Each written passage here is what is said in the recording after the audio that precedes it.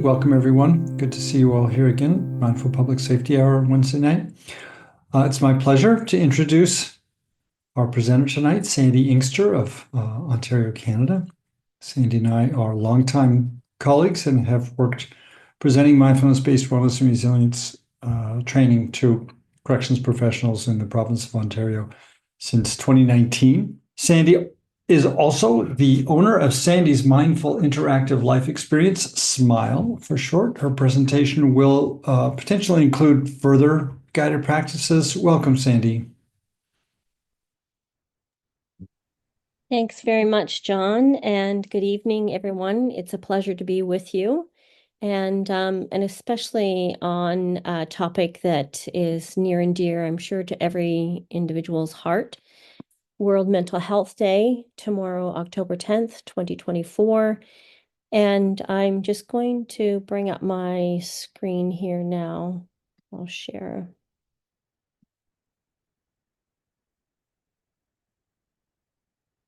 And so I'm just confirming that everything is clear for you. Oops. World Mental Health Day, October 10th, 2024. John, can you confirm that everything is clear? Yes, Sandy, it looks great. Okay, thank you. So the theme for this year is it is time to prioritize mental health in the workplace. And so as much as I will speak a little bit about different practices, the topic I really want to focus is on the workplace. When I was doing some research, a lot of different organizations had the title, the theme, but they would slide into what people, what mental health services, what may be lacking, what should be happening. So I really wanted to bring in the attention to the workplace because I think that many of us have had experiences in the workplace where we would just really like to see this become more of an initiative. I'm thinking about the acts that we have throughout Canada, and I'm sure within the USA, how this particular concern and topic can be brought forward so that there are many more conversations occurring. So this is the image representing World Mental Health Day, World Mental Health Day. And I like this idea of all the different types of workplaces that may be occurring. And interestingly enough, when I was thinking about the topic, I was thinking about people who may be retired as well. And even though an individual may be thinking, oh, I'm not really in a workplace anymore, I just want everyone to connect with all of the people that you have relationships with and how your concern for their mental well-being may be that their own workplace will be influencing them in their experience, and that will as well influence you. So as we move forward, I wanted to share some information, and you can see in this slide about World Mental Health Day. And the initiative was started in 1992, has continued every year since. And so the idea is that we're raising awareness around the world about critical mental health agendas. And one of the key points here is collaborating with various partners to take action and create lasting change. And this particular day has gained momentum, and there are some topics that I'll be presenting today that I think will highlight where it's going in the future. And I'm just going to stop sharing this for now. And when we're thinking about World Mental Health Day, it's about raising awareness of mental health issues and how we can mobilize the efforts in support of mental health. So this day provides an opportunity for stakeholders of every kind working on mental health issues to talk about their work, the setting, what is happening there, what isn't happening there, and what needs to be done to make mental health care a reality for people worldwide. So I have a question for everyone. And this is a yes or no response. Your employer or you as an employer or manager have brought forward the World Mental Health Day theme for this year into your workplace and discussed it with the employees. So that's my query. Anyone have anything that they want to add just in a split second? I see you shaking your head no, Katie. And I think that that's probably a common experience to encounter. I asked many people in my community about World Mental Health Day, and everyone that I spoke with went to May when we have our mental health week. And most people are not even aware of World Mental Health Day. And I think in particular, this topic, embracing what's happening within the workplace, is really vital. So I want to instill this inquiry in you as an initiative for you to take forward to your workplace. So John, if you're able to share this little video, then I would appreciate that. It's not a long video, it just gives a little bit of an overview of World Mental Health Day.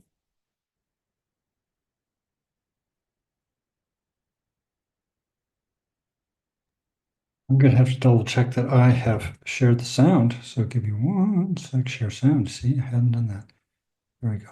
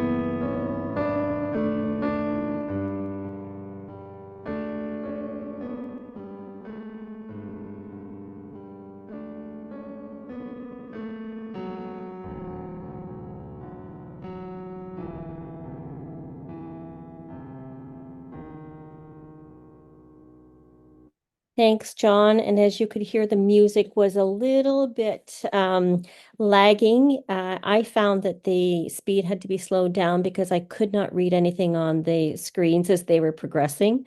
So that was that was the background reasoning of why maybe the music was sounding a little bit icky. So continuing then, there's some really important information there. And you may have noticed that the World Health Organization and UNICEF are collaborating to bring this message and the initiatives forward every year.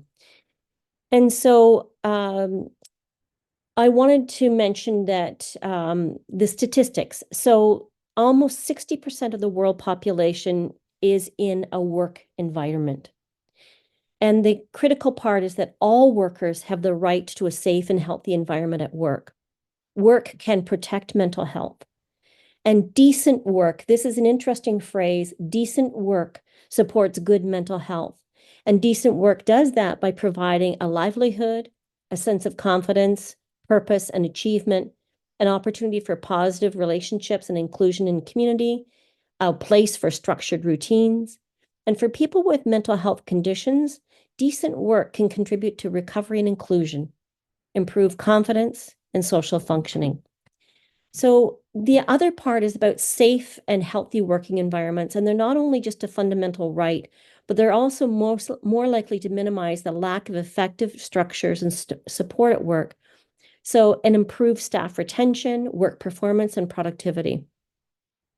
So conversely, a lack of effective structures and support at work, especially for those who are living with mental health conditions, can affect a person's ability to enjoy their work and to do their job well. It can also undermine the potential or people's attendance at work, and also even stop people from getting a job in the first place. Safe, healthy working environments can act as a protective factor for mental health. So there's an action now, this action to address mental health at work. It should be done with the meaningful involvement of workers and their representatives. That was the part that really alerted me to how similar it was, this statement to aspects of different acts that we have for workplace safety. And the idea is that we will come forward and we will bring all levels of management together to talk. And so that's really great to see how this is moving forward. So 15% of working age adults were estimated to have a mental disorder in 2019. Right now, there are an estimated 12 billion working days that are lost every year to depression and anxiety at a cost of, this is a US statistic, of about 1 trillion per year in lost productivity. So there are effective actions to prevent mental health risks at work, to protect and promote mental health at work, and to support workers with mental health conditions. So I'm going to share my screen once again.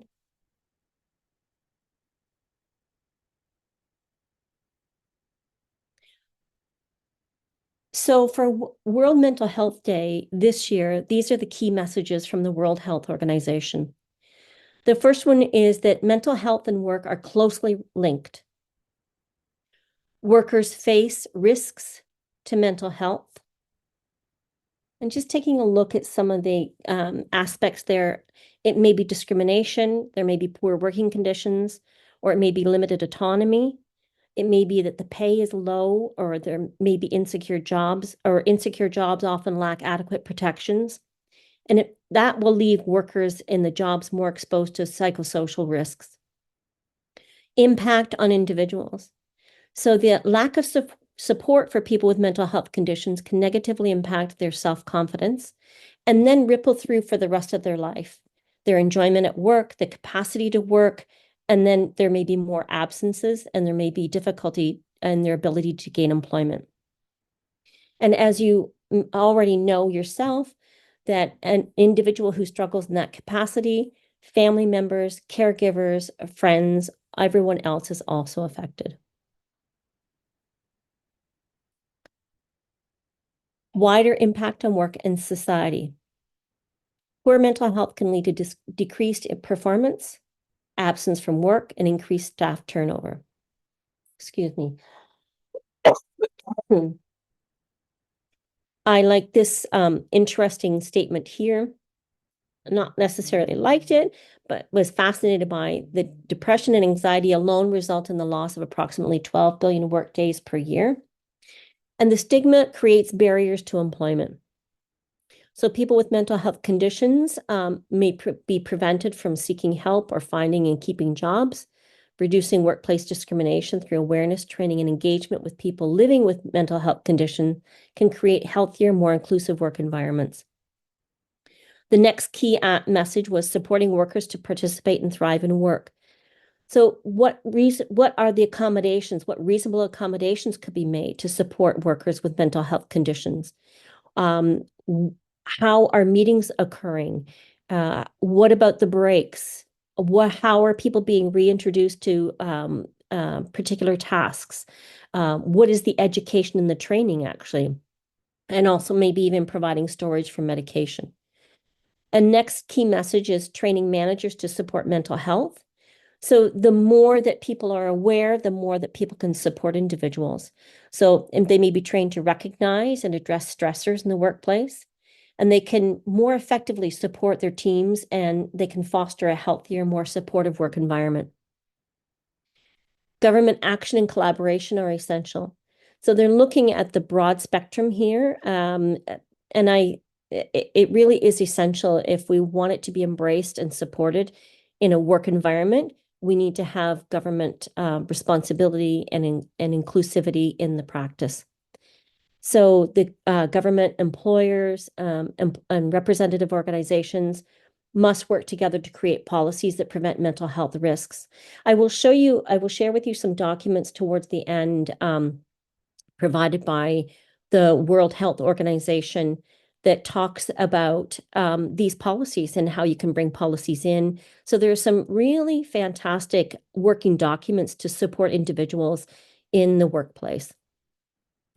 And finally here, taking care of your own mental health. And they acknowledge that even though government and employers have a primary responsibility to protect and promote mental health at work, each individual can also has a responsibility and can take steps to support our own well-being. So there are techniques that we can learn to manage stress, and we can stay mindful of changes within our own mental health. We can notice the shift, similar to how I invited you to notice the shift from the beginning of the guided body scan and throughout the body scan, and then at the end of the body scan. These are subtle little ways that we can be alerted to the fact that something is different, something is changing. And also, if needed, individuals can reach out for support from a trusted friend, a family member, colleague, supervisor, medical health professional. And so now what I wanted to offer to you, I'm just going to continue with this. These were some next initiatives then in regards to, why and what action can occur. So the first one was talking about the action for mental health at work, to prevent work-related mental health conditions, to protect and promote mental health at work, to support people with mental health conditions to participate in and thrive at work, to create an enabling environment for change. So here we have some risks to mental health at work.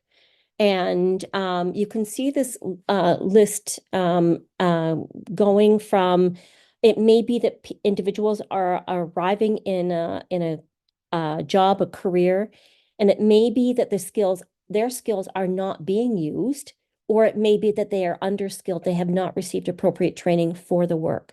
It may be that there are excessive workloads, or the work pace may be maybe not consistent with what the individual can cope with. It may be that there are understaffing issues. There may be long hours. There may be inflexible hours. It may be that there aren't enough breaks throughout the work time period. It may be that there's lack of control over job design or workload. There may be unsafe or poor physical working conditions. So the list provides different information here about what we can become more aware of, what we can spend time to investigate within our own places of employment, or for those individuals who may be struggling, there may be something on this list that actually affirms for them why they have been feeling a certain way, maybe not feeling competent in the job, not wanting to go back to the job. And so now I'm just going to stop sharing. And more than half of the global workforce works in an informal economy. So that means that there's no regulatory protection for health and safety. So that's pretty significant. And the workers in these situations are operating most often in unsafe working environments. They're working long hours. They have little or no access to social or financial protections, and they may face discrimination. And all of these contribute and can undermine their mental health. And so there are some workers that may be more exposed than others, perhaps because of the job that they're doing, perhaps of where they're working, perhaps of how they're working, perhaps because of how they're working. And for example, people who work in healthcare, people who are working in a humanitarian career, or emergency first responders often have jobs that carry an elevated risk of exposure to adverse events. So all of you here, have been working in this particular situation, and that can negatively impact mental health. And as John had mentioned before about how the Center for Mindfulness and Public Safety had presented the mindfulness-based wellness and resiliency program a few years ago, it was exactly because of these situations.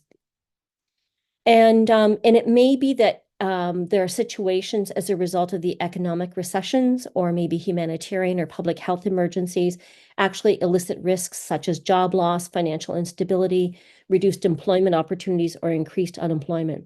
So right now, I know that in parts of the US, we have hurricanes that are devastating communities right now.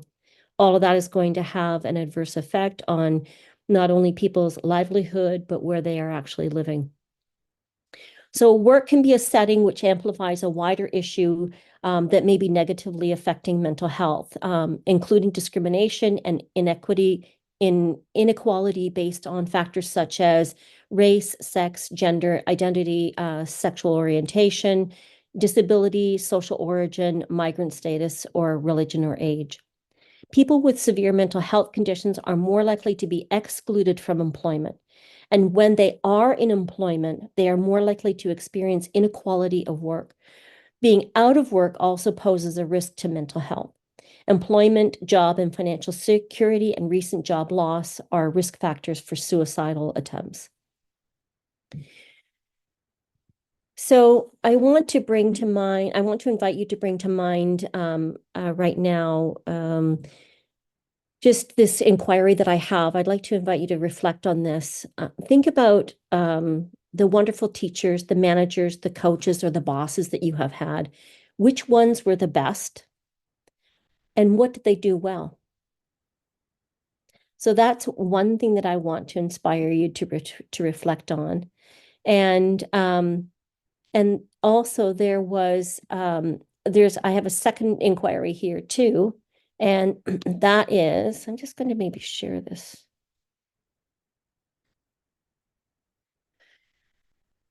So consider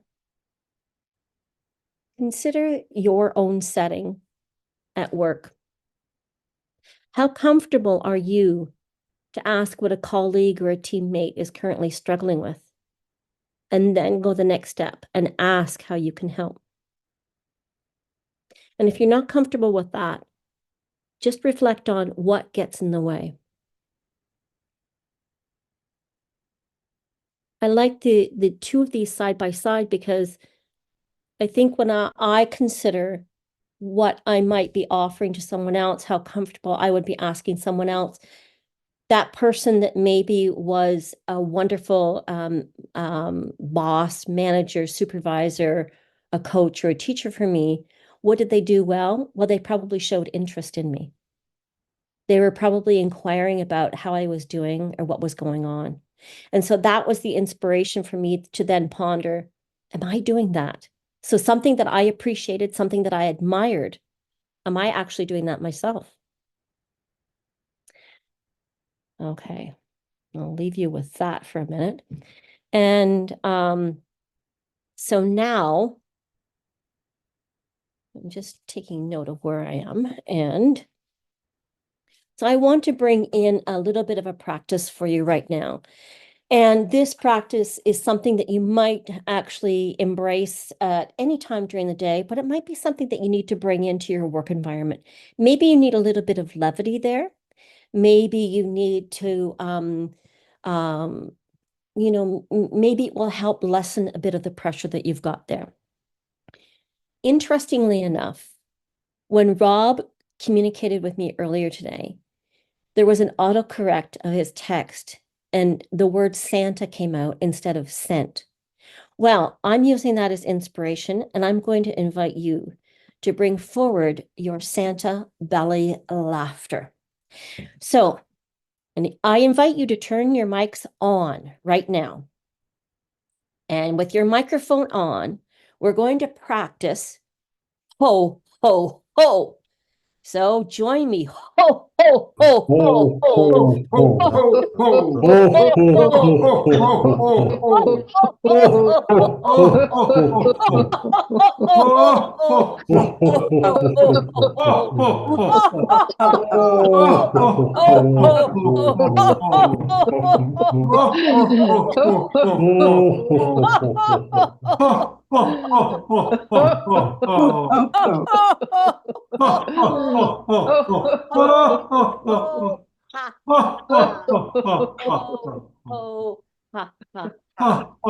Now I'd like to inspire you to join me in a chore that I'm doing right now, and it's splitting wood.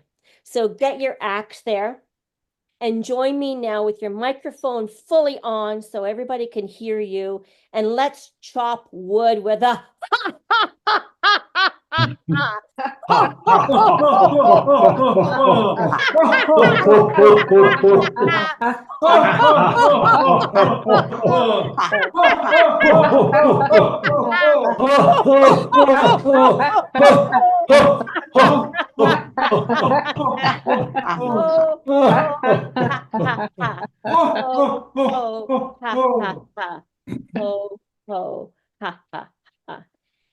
Okay, thank you for that little bit of a break in there. So you're welcome to turn your microphones back off.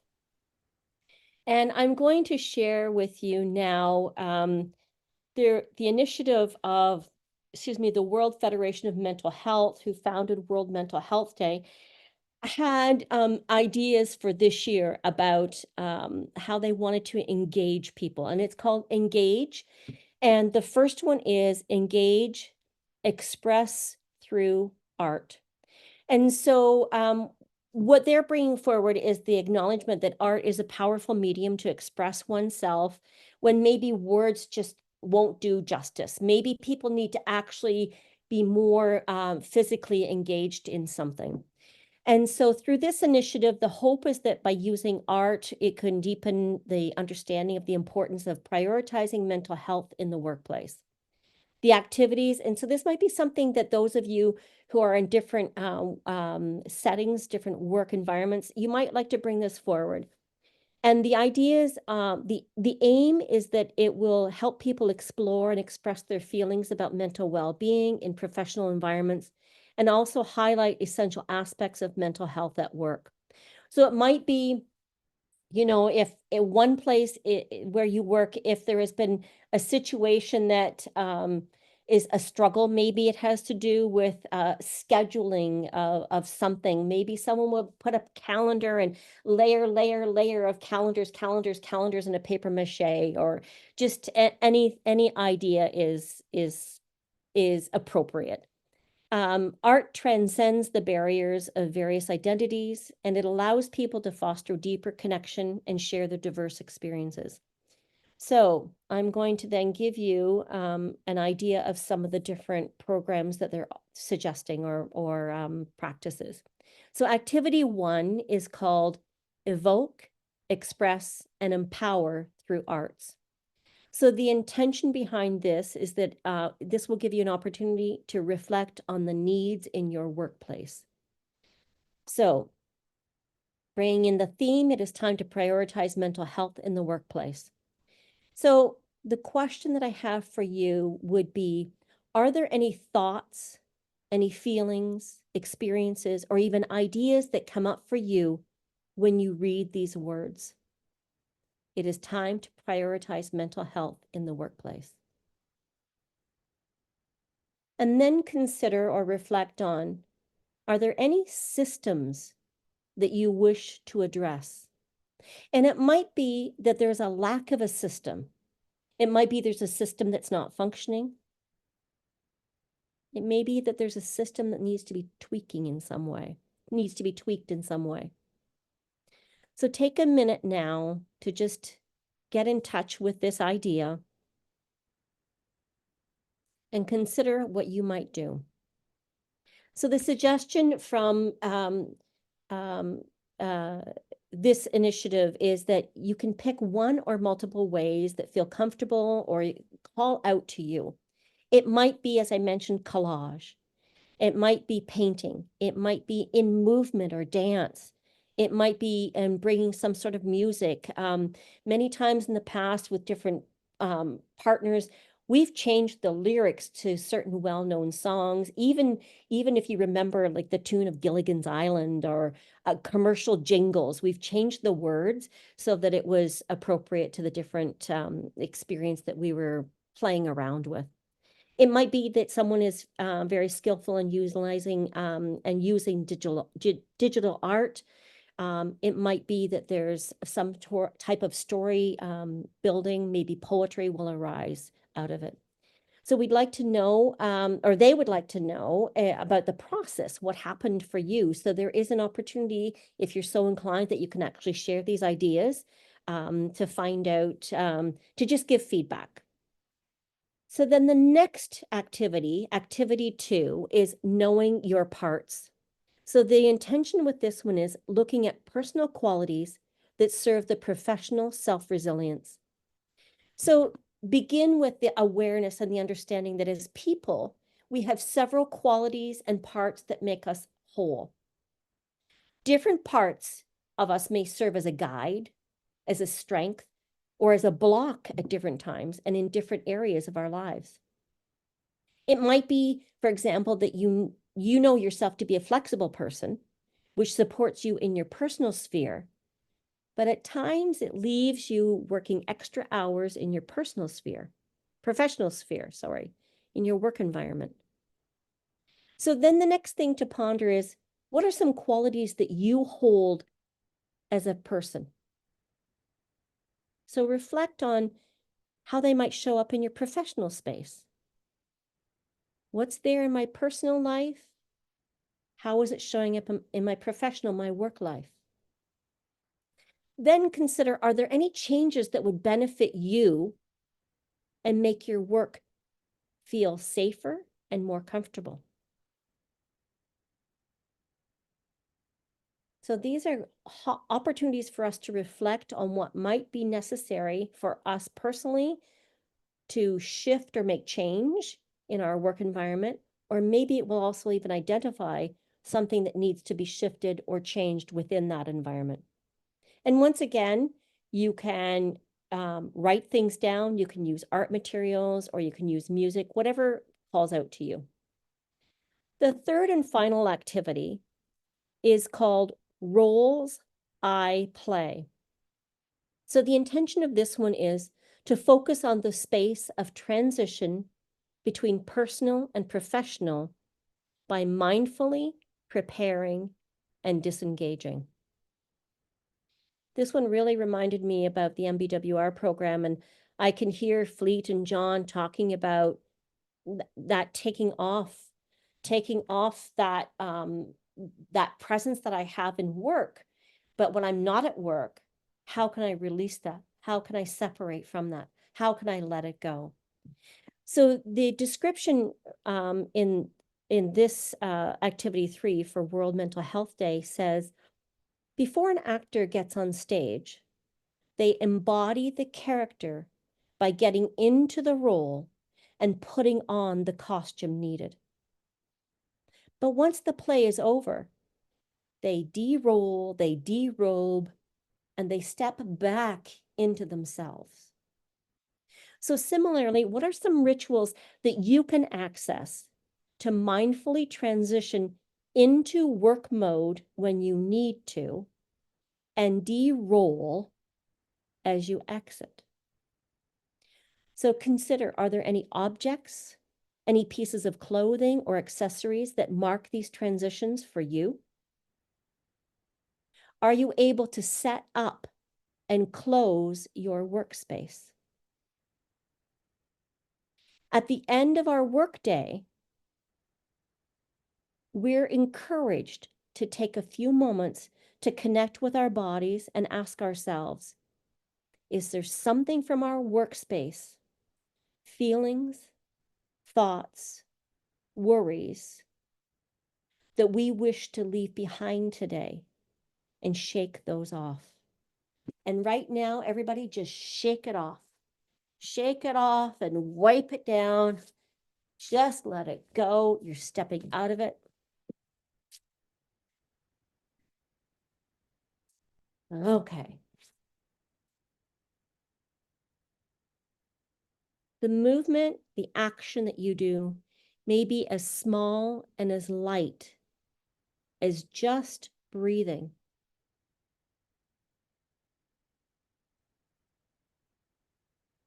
Or it might be something like moving your fingertips.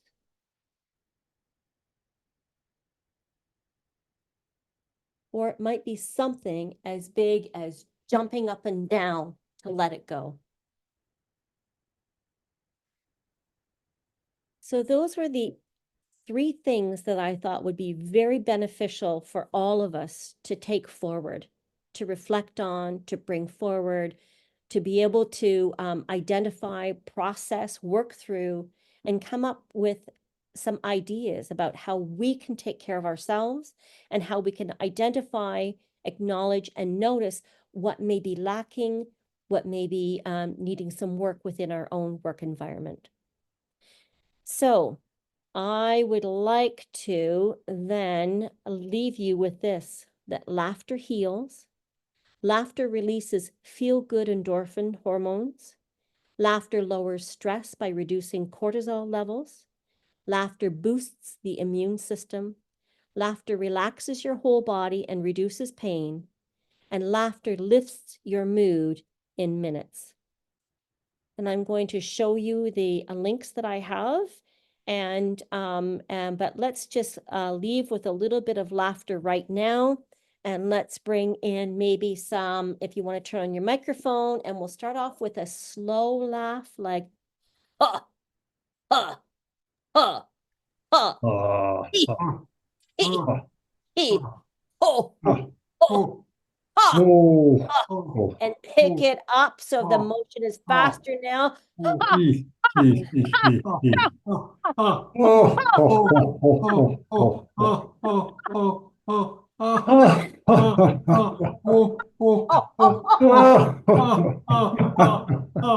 Ho, ho, ha,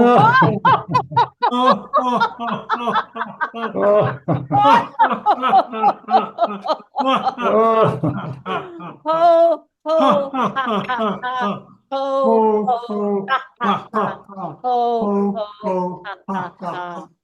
So thanks for the laughter and the discussion. And I'm going to share with you my screen so you can see some of these links here.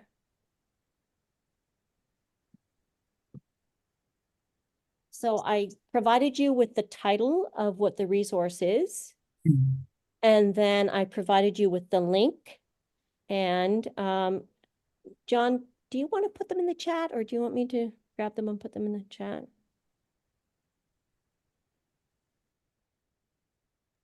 Sandy, I'm not able to grab them to put them in the chat. Oh, right. Sorry. Hello, Sandy. And also, if you're willing, we could also share these slides with everyone who's here, and they would have the links there as well. Okay, how about if I do that then? Oops. Does that work? That will work. I'll be glad to share them with everyone. Okay. And we're at 9:03, and I know that we wanted to be prompt with our departure. And so I offered some prompts throughout, some inquiry. And if you want to wrap up now, we can. I can leave you with a couple of more things to consider. So anyone who really needs to get away, we certainly have our permission. But those who want to stick around, we'll roll on a bit. So thank you all for joining and celebrating World Mental Health Day with us. Good to see everyone. Take Bye, good care. All right.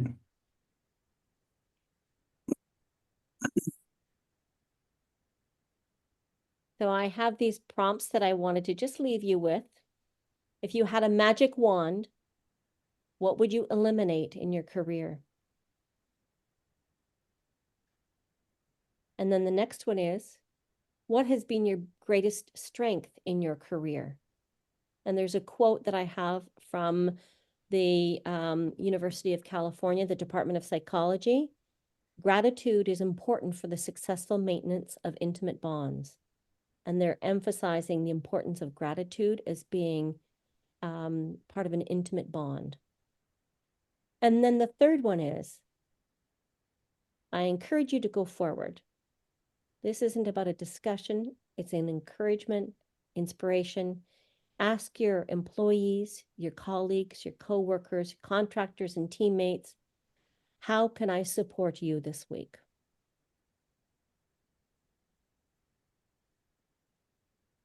Good thought-provoking questions, Sandy. Thank you. Yeah, a lot of material. Very good, Sandy. Appreciate that. Get You outside. get outside. And that's another bonus too. Another good provocation, huh? Yeah, there's one suggestion that there needs to be more nature breaks in workplace settings.